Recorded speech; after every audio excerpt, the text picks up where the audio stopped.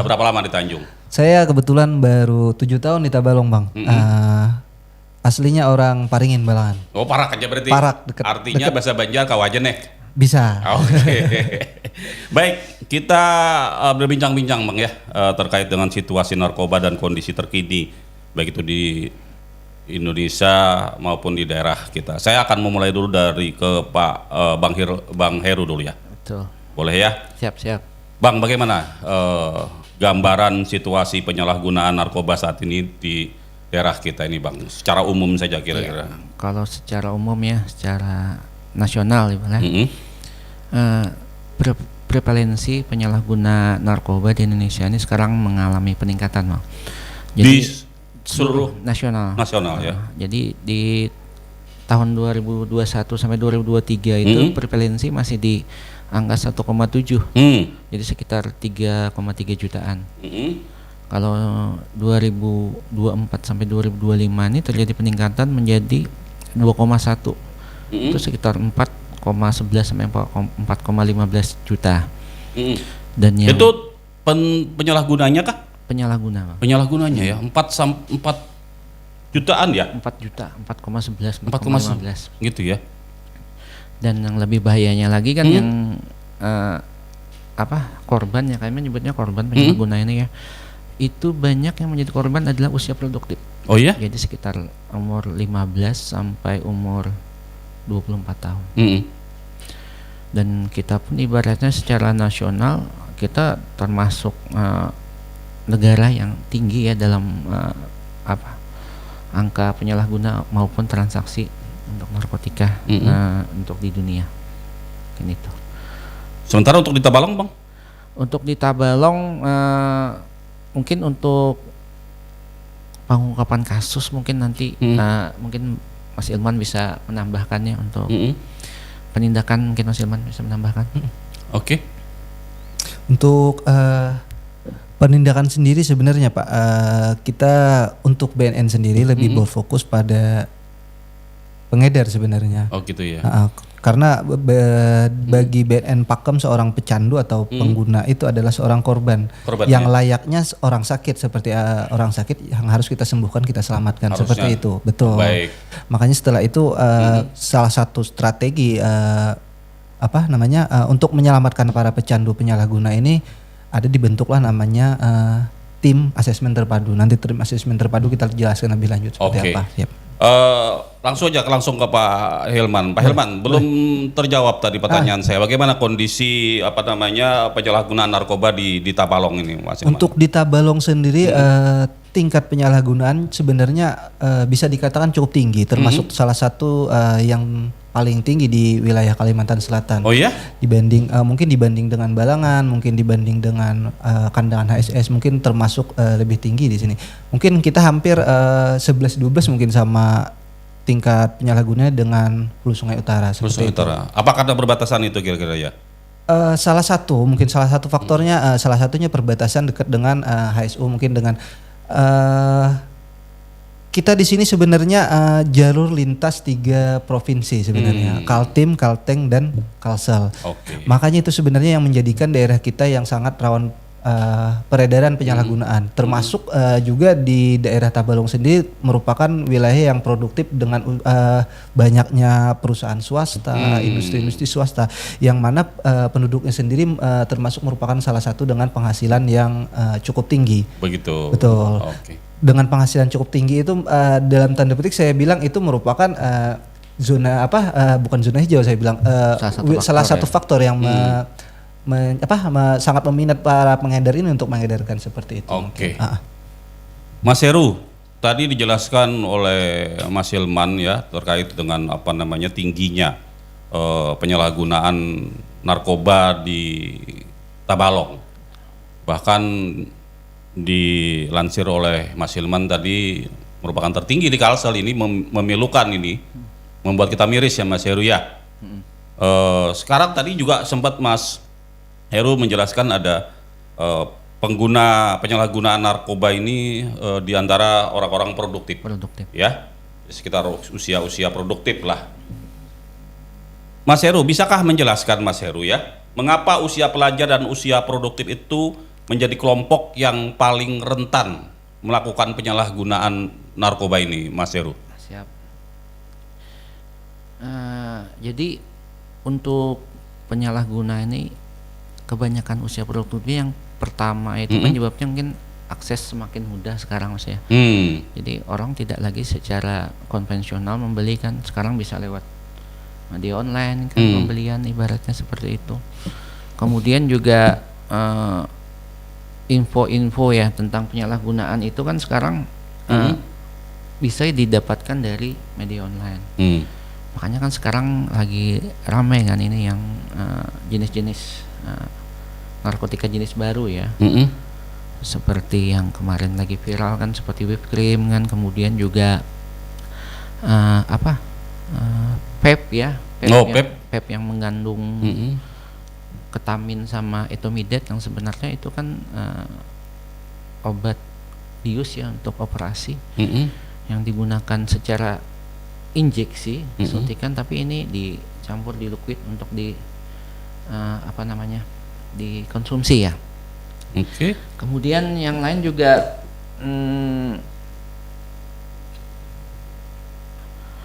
wilayah kita ini seperti yang kata Mas Ilman jelaskan tadi, memang kita ini demografinya sangat menguntungkan ya bagi penyalahguna. Strategis gitu ya. Dari segi ekonomi memang juga bagus, cuma kan dari segi hal-hal negatif pun dengan kondisi kita berbatasan dengan provinsi lain ini juga Risikonya tinggi. Kemudian untuk usia produktif juga circle pertemanan itu sangat berpengaruh. Jadi dengan adanya circle mungkin kayak kalau kita anak-anak nyebutnya seperti geng-geng gitu ya. Mereka teman kumpul. Nah, itu biasanya akan muncul seperti psikologis ya, mental psikologis mereka tekanan. Kalau misalnya untuk aktualisasi diri mereka harus menyalahgunakan narkotika, atau bahasa Banjarnya itu supaya agak lah. Nah, ini bujur ya, memakai itu gimana gitu ya. Dianggap jagau aja.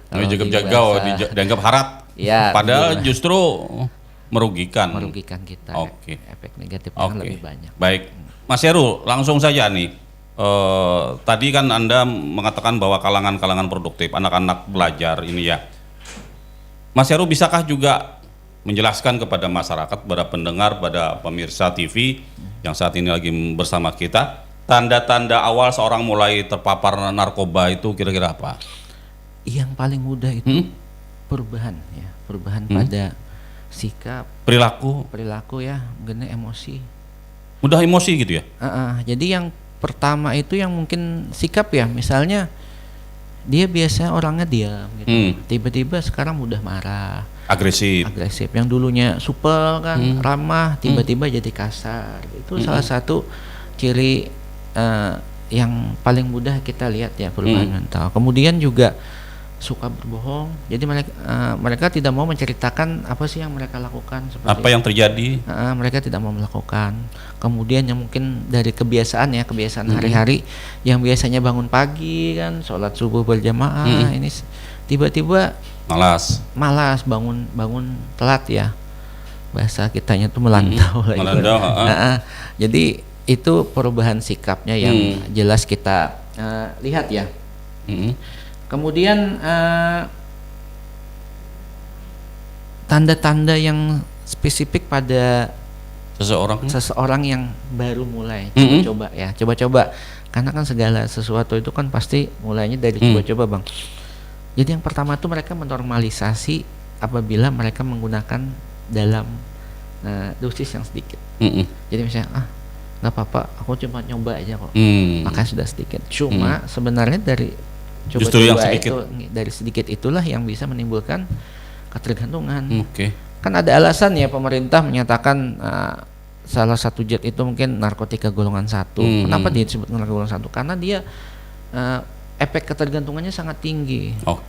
Orang sekali pakai sabu, kenikmatan pakai sabu itu dia pasti akan teringat terus terbayang lah di kepala, benaknya ya. Di benaknya. Mungkin salah satu analogi yang sering saya sampaikan ya kepada klien kami, klien rehab ataupun masyarakat itu, misalnya kita siang-siang kita jalan-jalan ke Kandangan. Kandangan terkenal makanannya ketupat Bang. Siang kan pas perut lapar, kita kan pasti mikir, wah mau cari ketupat nih. Kebetulan kita punya teman nih di Kandangan ya. Sama temannya diceritakan, oh Ru, itu ada loh ketupat yang enak, itu di salah satu tempat gitu kan. Dianterin kita sama teman kita itu ke tempat itu. Ternyata pas kita mengkonsumsi ketupat itu memang luar biasa. Ini ibaratnya saya anggap itu ketupat paling enak seumur hidup saya ya. Nah itu kan kita ingat di benak kita. Iya. Kemudian setelah mungkin 2 minggu lagi kita jalan-jalan lagi Kandangan. Hendak pulang? Pas siang posisi lapar, nah mungkin benak kita pasti kira-kira apa Bang yang ingat? Ketupat pulang nih? Pasti ketupat yang tempat yang sama. Kira-kira begitu ya narkoba itu ya? Seperti itulah analoginya narkoba. Jadi sekali kita mencoba mendapatkan kenikmatannya itu kita akan ketagihan ya? Ketagihan seperti itu. Baik Mas Heru, saya ke Mas Hilman lagi deh. Tadi dijelaskan oleh Mas Heru, Mas Hilman bahwa pertemanan, geng-gengan, iya benar. Mencari jati diri lah, ya. Aku harat, misalnya begitu ya. Mas Hilman, seberapa besar pengaruhnya lingkungan ini membuat generasi muda kita tuh jatuh ke jurang itu, Mas Hilman? Dan kira-kira bagaimana Mas Hilman mengatasi sebelum terjadi itu? Apakah pentingkah peran keluarga? Seberapa jauh Mas Hilman? Oke. Untuk lingkungan itu sebenarnya sangat-sangat berpengaruh. Apalagi kan di lingkungan pergaulan anak-anak kita, lingkungan produktif kita yang mungkin masih pelajar. Sebenarnya fase-fase umur remaja seperti itu fase meniru sebenarnya.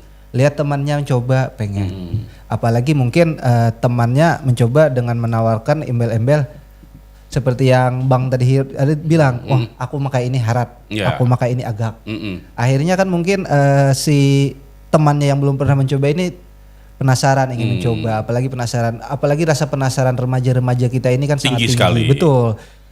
Misal seperti ini, ada kemarin salah satu YouTuber lah mungkin yang meninggal kemarin menyalahgunakan whipping.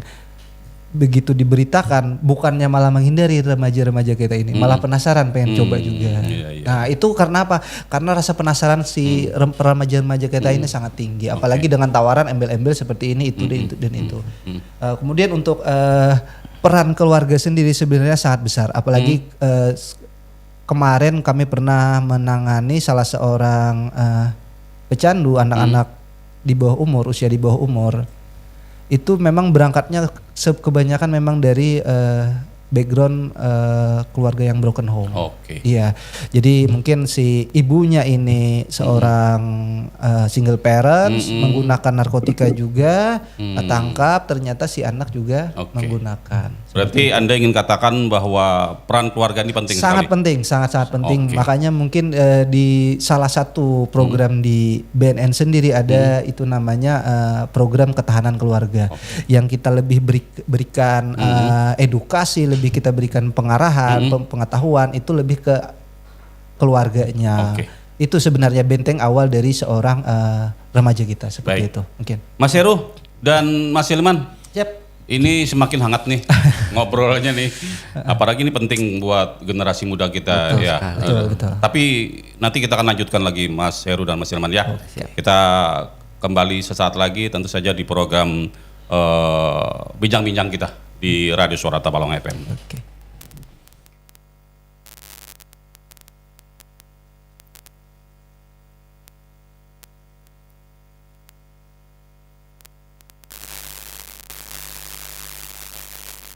Surat Edaran Bupati Tabalong, Surat Edaran nomor .2 B_1 Satpol PP Damkar _9 tahun 2025 tentang pengaktifan pos kamling dalam rangka menjaga keamanan, ketertiban, dan ketentraman masyarakat di wilayah Kabupaten Tabalong, serta meningkatkan partisipasi aktif masyarakat dalam menjaga lingkungan masing-masing.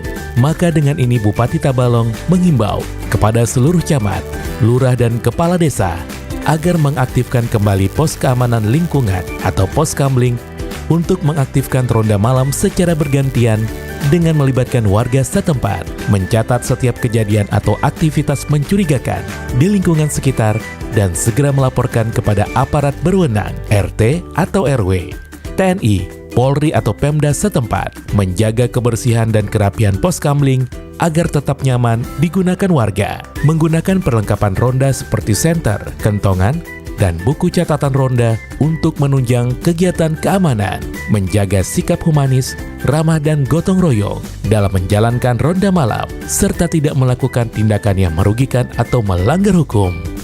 Meningkatkan koordinasi dengan aparat setempat apabila ditemukan hal-hal yang dapat mengganggu ketentraman dan ketertiban umum. Demikian surat edaran ini disampaikan untuk menjadi perhatian dan dilaksanakan dengan penuh rasa tanggung jawab. Atas kerjasama dan partisipasi aktif masyarakat, diucapkan terima kasih. Ditetapkan di Tanjung pada tanggal 8 September 2025. Bupati Tabalong, Muhammad Nur Rifani.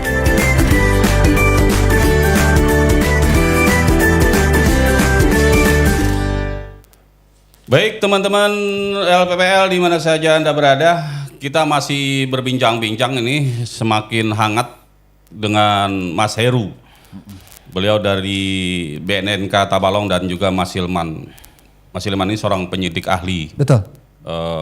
Pertama. Ahli pertama ya. Ahli pertama. Oke. Saya ke Pak Hilman dulu Mas Heru. Betul. Boleh. Boleh ya. Mas Hilman. Siap.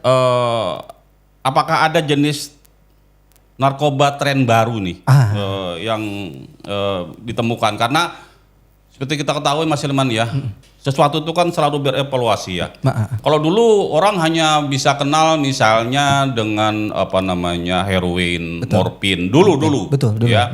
Sekarang sudah ada ekstasi dengan nama bermacam-macam. Betul. Bahkan yang dari tumbuh-tumbuhan yang bisa membuat orang play. Ya. Sekarang bagaimana perkembangannya nih Mas Hilman? Oke. Sebenarnya kalau new psychoactive substance atau NPS ya, narkotika jenis baru itu sebenarnya sangat bermacam-macam Pak.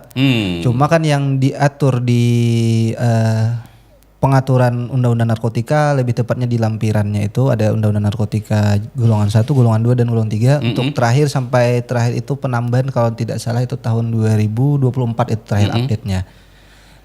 Untuk sebenarnya yang banyak disalahgunakan itu sebelumnya tidak pernah disalahgunakan, sekarang disalahgunakan. Oh ya, contohnya? Misal tadi seperti yang Bang Heru tadi jelaskan, etomidat, ketamin itu narkotika golongan 2. Sekarang sebelumnya tidak pernah kita disalahgunakan itu. Sebelum-sebelumnya. Cuma kesini ada yang coba makai. Misalnya dicampur dengan liquid tadi dengan vape seperti itu. Vape itu rokok elektrik itu ya? Rokok elektrik itu. Jadi Anda ingin katakan bahwa rokok vape itu rentan untuk? Sangat rentan. Kita katakan untuk rokok elektrik itu sangat rentan. Untuk dicemari narkoba ya? Betul. Kandungan liquidnya itu bisa dicampur dengan salah satunya yang pernah BNN sendiri temukan sebagai disita itu adalah dicampur dengan ketamin dan etomidat. Ketamin etomidat itu sendiri merupakan narkotika golongan 2 yang biasanya dipakai untuk injeksi, operasi biasanya seperti itu, pembiusan. Oke. Betul, Pak. Apalagi mungkin yang sekarang banyak yang disalahgunakan itu mungkin seperti zat-zat baru yang mungkin belum masuk penggolongan narkotika. Yang paling banyak di daerah kita itu sebenarnya mungkin Abang pernah dengar daun sapat. Oh ya, daun sapat. Nama latinnya itu daun kratom. Itu paling banyak disalahgunakan sebenarnya di daerah kita. Apalagi daerah kita ini termasuk salah satu yang lumayan menghasilkan produksinya itu daun kratom itu. Padahal dulu tidak disalahgunakan itu ya? Dulu digunakan cuma tidak disalahgunakan, tapi tidak disalahgunakan. Oke. Mungkin dulu almarhum nenek saya mungkin saya cerita sedikit ya. Almarhum nenek saya itu sakit pinggang dan menggunakan itu daun kratom, tapi tidak banyak dalam porsi banyak, mungkin selembar, dua lembar direndam di air panas, kemudian airnya diminum. Untuk pengobatan, meredakan nyeri pinggang. Sekarang malah disalahgunakan mungkin dengan dosis banyak seperti itu. Apalagi sekarang belum ada peraturan yang jelas seperti apa daun kratom itu kemarin kita juga sudah mengirimkan sampel daun kratom itu ke Puslab BNN untuk diteliti lebih lanjut apakah untuk dimasukkan ke dalam penggolongan narkotika atau tidak, itu mungkin kita serahkan sepenuhnya kepada pemangku kebijakan seperti itu. Mas Hilman, sedikit lagi Mas Hilman siap. ya. Tadi Anda singgung golongan 1, 2, 3. Apa yang membedakan golongan 1, 2, 3? Apakah itu tingkat apa namanya ya?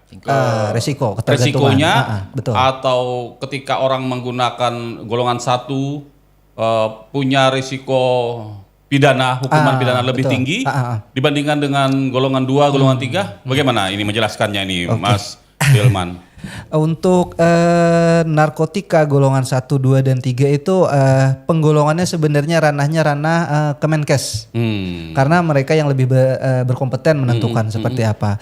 Sebenarnya untuk pengaturan pidana mungkin di Undang-Undang Narkotika untuk golongan 1 itu memang biasanya lebih tinggi daripada golongan yang di bawahnya. Golongan 2, golongan 3 sepertinya itu lebih tinggi. Cuma kalau untuk penggunaan sebenarnya untuk golongan 1 itu tidak ada untuk penggunaan untuk medis. Pengguna narkotika golongan 1 itu hanya penggunaannya untuk iptek, ilmu pengetahuan dan teknologi, pengembangan ilmu pengetahuan. Itu digunakan.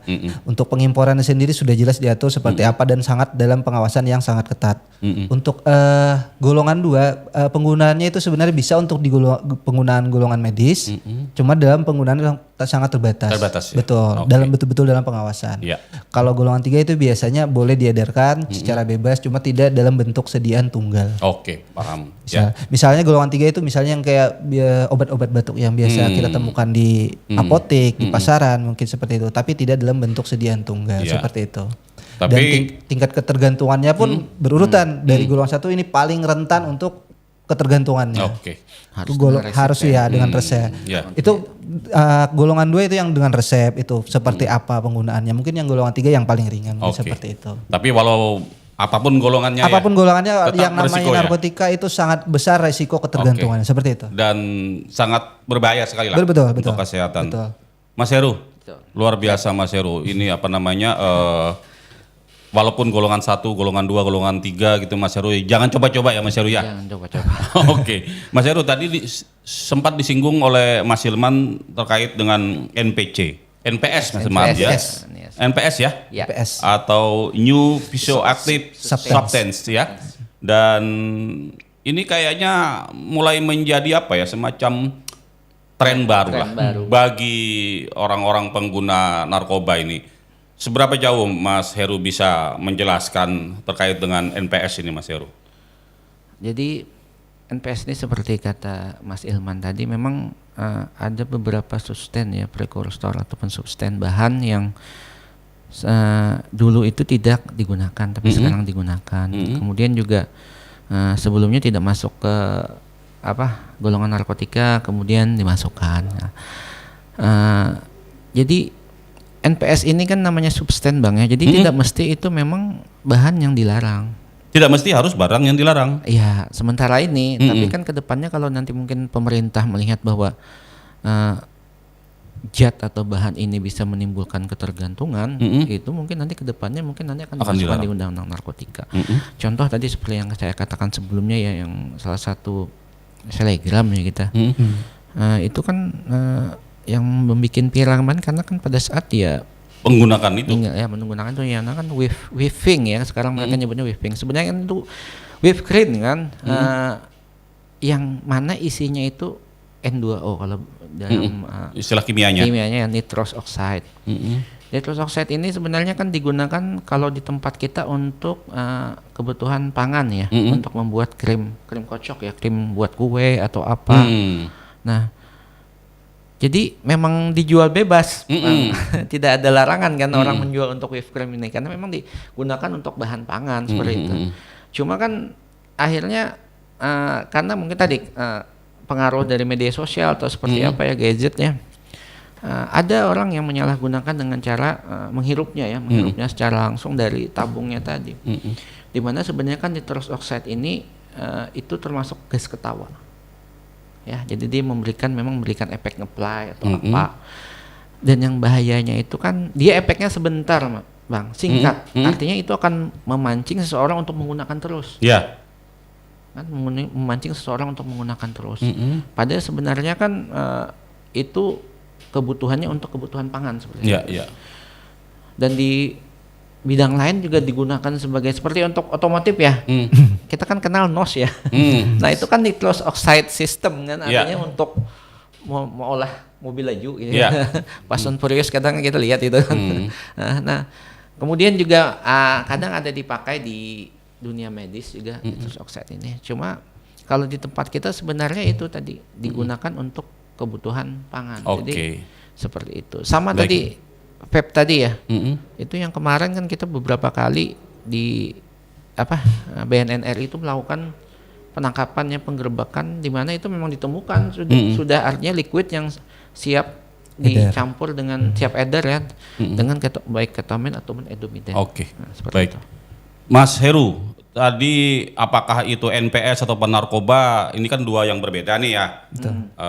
Tapi kalau toh disalahgunakan, sama saja berefek menjadi orang tergantungan. Iya, ya kan?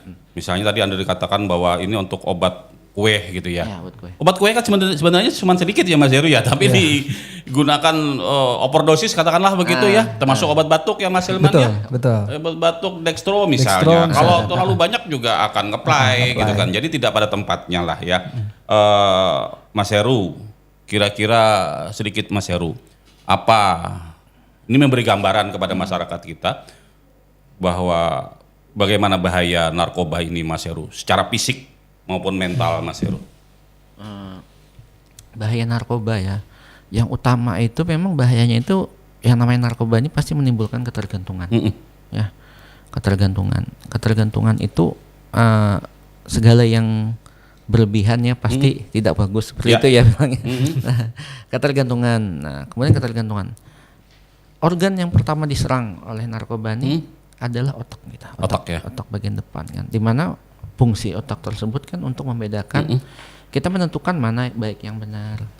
Akhirnya setelah ketergantungan kita tidak bisa lagi membedakan mana yang baik, mana yang benar. Akhirnya kita lakukan untuk mendapatkan tadi si narkoba tadi. Narkoba itu sangat berhubung dengan namanya hormon dopamin, hormon kesenangan, kebahagiaan kan. Sebenarnya kan dopamin ini bisa kita dapatkan dengan melakukan hal-hal yang menyenangkan seperti hobi kita, baik itu olahraga, main musik atau jalan-jalan. Nah itu kan bisa menimbulkan hormon dopamin yang sebenarnya ada dalam tubuh kita sendiri. Iya, di otak kita kan terbentuk, tetapi dengan dosis yang sesuai ya alami. Nah tapi dengan narkoba tadi seperti misalnya sabu, itu hormon dopamin itu akan dipaksa untuk memproduksi secara berlebih di otak kita. Akhirnya ya tadi kita lalu terbiasa ya dengan penggunaan narkoba tadi untuk mendapatkan kesenangan yang sebelumnya sebenarnya itu bisa kita dapatkan dengan melakukan hal-hal positif. Tapi akhirnya karena ketergantungan dengan si zat atau si obat-obatan tadi, kita akhirnya ketergantungan terhadap obat tersebut. Kalau dari segi medis ya jelas berbahaya, tapi mungkin kita semua tahu ya namanya narkoba ujung-ujungnya ya kalau nggak gangguan kejiwaan meninggal bang. Itu aja. Baik, Mas Heru dan Mas Hilman, kita boleh ya melanjutkan bincang-bincang kita ini ya. Sepertinya ini menarik ini. Para pendengar, para penonton TV Tabalong juga antusias ini untuk kita akan kembali lagi nanti ya.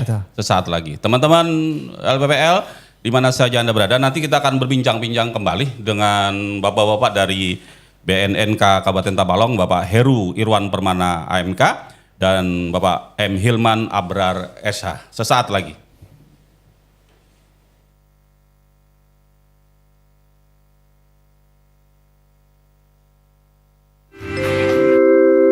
Surat Edaran Bupati Tabalong nomor *2B1199/BUP /500/500/07/2025 tentang pengaturan penggunaan dan peredaran gas LPG 3 kg bersubsidi agar tepat sasaran di Kabupaten Tabalong. Menindaklanjuti keputusan Menteri Energi dan Sumber Daya Mineral nomor 37.K/01/MEM.M/2023 tentang petunjuk teknis pendistribusian isi ulang gas LPG tertentu tepat sasaran, serta mengacu pada keputusan Gubernur Kalimantan Selatan nomor 188-1485-0385-KUM-2022 tentang penetapan harga eceran tertinggi atau HEP gas LPG tertentu tabung 3 kg di Provinsi Kalimantan Selatan, dan dalam rangka memastikan bahwa penyaluran LPG bersubsidi dilakukan secara tepat sasaran sesuai dengan ketentuan peraturan perundang-undangan. Maka dengan ini disampaikan hal-hal sebagai berikut. Seluruh aparatur sipil negara atau ASN, anggota TNI dan anggota Polri yang berdomisili di wilayah Kabupaten Tabalong dilarang menggunakan LPG tabung 3 kg bersubsidi karena tidak termasuk dalam kategori penerima subsidi. Pelaku usaha selain usaha mikro yang memiliki omset tahunan lebih dari 300 juta rupiah dan atau aset usaha lebih dari 50 juta rupiah, tidak termasuk tanah dan bangunan, dilarang menggunakan LPG tabung 3 kg bersubsidi dalam kegiatan usahanya. Masyarakat Kabupaten Tabalong yang memiliki penghasilan bulanan lebih dari 3.592.197 atau di atas upah minimum kabupaten atau UMK tidak diperkenankan menggunakan LPG tabung 3 kg bersubsidi. Pangkalan penyalur gas LPG tabung 3 kg bersubsidi wajib mendahulukan pelayanan kepada masyarakat dan pelaku usaha mikro yang memenuhi kriteria penerima subsidi. Jika terdapat kelebihan stok, pangkalan dapat menyalurkan maksimal 10% dari total alokasi yang diterima kepada pengecer yang telah terdaftar dalam sistem MAP. Harga LPG tabung 3 kg bersubsidi tingkat pengecer berdasarkan dari jarak pangkalan LPG. Jarak kurang dari 10 km dari pangkalan LPG, harga eceran tertinggi adalah Rp25.000 per tabung. Jarak antara 10 hingga 20 km dari pangkalan LPG, harga eceran tertinggi adalah Rp27.500 per tabung. Jarak lebih dari 20 km dari pangkalan LPG, harga eceran tertinggi adalah Rp30.000 per tabung. Agen LPG wajib melakukan pengawasan dan pembinaan terhadap seluruh pangkalan di bawah koordinasinya. Jika ditemukan pelanggaran atau penyimpangan, agen berhak memberikan sanksi administratif, termasuk pemutusan kontrak kerjasama, sesuai ketentuan yang berlaku. Pemerintah Kabupaten Tabalong bersama aparat penegak hukum atau APH akan melaksanakan pengawasan terpadu terhadap pendistribusian, penyaluran, dan penjualan LPG tabung 3 kg bersubsidi, mulai dari tingkat agen, pangkalan, hingga pengecer, guna memastikan ketepatan sasaran dan mencegah penyalahgunaan. Demikian, surat edaran ini disampaikan untuk menjadi perhatian dan dilaksanakan sebagaimana mestinya. Bupati Tabalong, Muhammad Nur Rifani.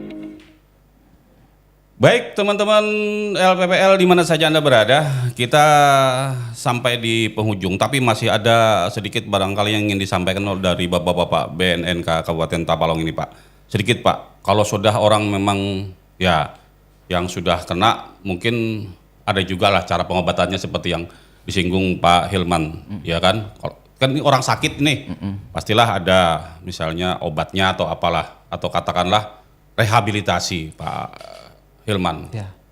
Bagaimana caranya nih Pak Hilman kalau orang yang sudah katakanlah terlanjur kena begitu kan, pengen sembuh, punya tekad sembuh itu, bagaimana cara-cara untuk bisa mendapatkan rehabilitasi nih Pak Hilman? Mungkin Bang Heru yang lebih tepat menjawabnya ya. Oh iya silakan Mas Heru. Jadi untuk rehabilitasi ini sebenarnya kan ada dua ya gitu. Ada yang secara sukarela, voluntary, ataupun secara compulsory. Artinya untuk compulsory ini atas hasil pemeriksaan hasil hukum lah ibaratnya, dari proses hukum. Nah kalau voluntary itu paling gampang, artinya silahkan kalau misalnya warga Tabalong ini ada yang merasa ibaratnya keluarga ya, anak atau pasangan atau keponakannya ataupun teman kita, rekan sahabat kita itu yang mengalami penyalahgunaan narkoba, itu kita informasikan dulu kepada si yang bersangkutan, artinya mau nggak direhab, berubah ya ibaratnya berubah mau nggak berobat, karena kan orang sakit itu ya memang harus berobat.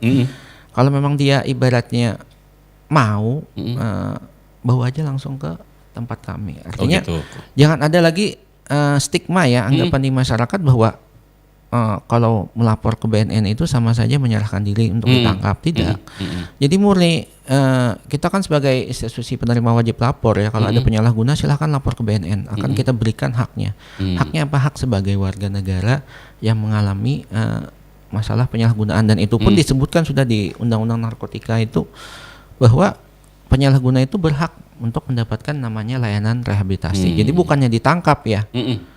Karena kalau stigma kita masih seperti itu, kalau misalnya ditangkap maka akan timbul namanya ketakutan terus-menerus untuk namanya berubah. Dari segi hukum pun kan sekarang pemerintah sudah mulai bergeser ya. Sekarang tidak ada lagi ibaratnya kalau memang penyalahguna ya direhab, bukan dimasukkan penjara. Ya. Kalau stigma kita masih aturan hukum kita masih seperti itu juga, mungkin pengguna lama tetap ada, pengguna baru muncul. Makanya itu kan larinya untuk arahnya di rehab. Nah, yang untuk compulsory tadi yang dari masalah asesmen terpadu. Mungkin kalau asesmen terpadu mungkin nanti dari Mas Ilman sebagai penyidik, mungkin yang sebagai koordinator ya asesmen terpadu di BNN Tabelong mungkin nanti bisa menjelaskan. Itu tahapannya mudah, artinya kita tinggal datang aja kan, didampingi oleh keluarga. Lapor bahwa ini mengalami penyalahgunaan, itu akan kita layani seperti itu. Artinya Mas Heru ingin katakan datang aja ke kantor, jangan takutan. Iya betul. Iya kalau tidak bayar. Gratis Mas ya? Gratis. Kemudian juga dilindungi, dan yang ketiga ibaratnya identitas si klien yang menjadi prosesnya akan kita rahasiakan. Nanti tidak diumumkan di masjid gitu. Baik, Mas Heru, saya ke Mas Hilman tadi. Tadi Mas Heru katakan ada rehabilitasi atas keinginan sendiri, Mas Hilman katakanlah begitu. Tapi ada juga rehabilitasi atas keputusan hukum misalnya. Betul. Bagaimana ini menjelaskannya, Mas? Mungkin untuk rehabilitasi berdasarkan proses hukum itu ada namanya asesmen terpadu. Jadi mungkin saya jelaskan rutut dari awal. Mungkin seseorang tertangkap misalkan baik oleh BNN atau mungkin oleh Polres atau polisi dari Narkoba, ditentukan oleh penyidiknya seperti apa. Oh ini mungkin katakanlah misalkan barang bukti narkotikanya yang disita itu berupa sabu-sabu. Oh, sabu-sabu itu ada aturan namanya Surat Edaran Mahkamah Agung nomor 4 tahun 2010 tentang penggolongan penggunaan narkotika dalam satu hari. Sabu-sabu itu sendiri penggunaan satu harinya itu 1 gram. Mungkin di bawah 1 gram untuk sabu-sabu. Begitu tertangkap, si yang bersangkutan ini narkotika sabu-sabunya misalkan di bawah 1 gram, si penyidik bisa mengajukan permohonan asesmen terpadu ke tim asesmen terpadu. Tim asesmen terpadu sendiri itu terbagi dari 2 tim. Ada tim medis, ada tim hukum. Tim medis sendiri ada dokter berpengalaman mungkin dari BNN. Yang kedua ada untuk di Tabalong sendiri ada psikiater, dokter kejiwaan. Baik. Lalu untuk tim hukum kita ada tim dari kejaksaan, kemudian tim dari Polres, kemudian tim dari BNN sendiri. Begitu dimohonkan, si tersangka yang bersangkutan ini kita lakukan asesmen, lakukan pemeriksaan, nanti kemudian ditentukan. Mungkin tim medis menentukan tingkat ketergantungannya seperti apa. Misalkan dia cukup berat, mungkin diperlukan rawat inapkah atau rawat jalankah, berapa lama. Nanti tim hukum memutuskan memberikan rekomendasi apakah yang bersangkutan ini terlibat jaringan atau memang murni sebagai pengguna. Seperti itu. Baik, artinya ada 2 metode yang dilakukan terkait dengan rehabilitasi ini ya, Mas Heru dan Mas Hilman ya. Ini artinya bisa memberikan pencerahan pada kita semua ya, Mas Hilman, terkait dengan narkoba. Artinya jangan coba-cobalah. Sekali terjerumus ini akan panjang kisahnya ya, Mas Heru ya. Mas Heru, terakhir ini. Padahal kita pengen berlama-lama ini Mas Heru ya, masih banyak. Nanti kapan-kapan kita ngobrol lagi. Tapi setidaknya Mas Heru atau Mas Hilman lah mewakili BNNK itu, apa yang ingin Anda katakan Mas Hilman buat saudara-saudara kita, teman-teman kita di luar sana terkait dengan bahaya narkoba ini, Mas Heru? Yang pertama ya, permasalahan narkoba ini bukan permasalahan dari BNN saja, permasalahan dari kepolisian saja, tapi ini permasalahan bersama ya. Permasalahan artinya semua pihak baik itu instansi terkait ataupun masyarakat itu harus aware ya, waspada terhadap yang namanya narkoba ini. Jadi kalau misalnya kalau kami itu ada ini ya, berani tiga ini jargon ya, lah. 3 jargon ya Mas Ilman ya. Berani tolak, berani lapor, berani rehab. Artinya kita harus berani menolak terhadap semua ajakan penyalahgunaan narkoba. Dan kemudian kalau memang misalnya ada penyalahgunaan, kita harus berani lapor, baik itu ke BNN atau mana. Dan yang ketiga harus berani rehab, ya, seperti itu. Jadi jangan kita masyarakat tidak peduli ya dengan hal tersebut. Kemudian yang kedua ya, ini khusus untuk masyarakat ya. Ini yang masih sering kami temui itu dalam proses rehabilitasi. Apabila seseorang itu memang sudah menjalani proses rehabilitasi ya, selesai ya, dia baik lewat jalan, lewat inap, terimalah mereka kembali di masyarakat. Artinya di masyarakat. Jangan kita kucilkan. Kita kucilkan. Misalnya setelah balik ke masyarakat di kampung ya, tidak dikawani ya kita, dijauhi, dianggap kalaunya berkawan sama si karena tahu umpat ya kita lah. Padahalnya sudah empihnya. Sudah empih. Artinya kan kemudian mau kerja juga susah, artinya mau misalnya jaga toko, nanti ada yang masyarakat bilang, "Oh ya, jangan mau nerima orang itu bekas pemakai." Nah, hal itu kan sebenarnya hal ringan yang sebenarnya secara tidak sadar akan membuat kita sebagai pencetus seseorang untuk memakai lagi. Baik. Ya, karena rehabilitasi itu Bang, yang perlu diingat, tidak ada istilah sembuh dalam rehabilitasi. Yang ada cuma pulih. Artinya bagaimana cara kita mempertahankan kepulihan, ya. Jadi setelah dia menjalani proses rehab, apa yang dilakukan? Rehabilitasi berkelanjutan. Siapa yang melaksanakan? Yang bersangkutan, keluarga dan masyarakat sekitar. Mereka lah yang melakukan rehabilitasi berkelanjutan itu di masyarakat. Artinya menjaga jangan sampai si mantan pengguna ya, penyintas ini kembali lagi menggunakan. Itu tanggung jawab kita bersama. Mungkin itu dari saya. Jadi ada 2 barangkali yang saya tangkap dari statement terakhir dari Mas Heru tadi, bahwa harapannya jangan coba-cobalah ya. Dan yang kedua, kalau bila orang sudah direhab, terimalah mereka agar mereka juga bisa beraktivitas kembali ya. Iya, bantu mereka lagi ya. Heru Irwan Permana AMK, Kasubag Umum BNN Katabalong, dan M. Ilman Abrar SH, penyidik ahli pertama BNN Katabalong. Terima kasih Mas. Siap, sama-sama. Telah hadir di studio kami. Dan mudah-mudahan apa yang kita perbincangkan ini ada manfaatnya Mas. Amin. Setidaknya bisa memberikan pencerahan bahwa bahaya narkoba, berani tolak, berani lapor, berani rehab. Ya, teman-teman LWL, itu tadi bincang-bincang kita dengan BNN Katabalong. Terima kasih atas kebersamaannya. Mohon maaf salah dan hilap kata. Akhirul kalam, wassalamualaikum warahmatullahi wabarakatuh. Waalaikumsalam.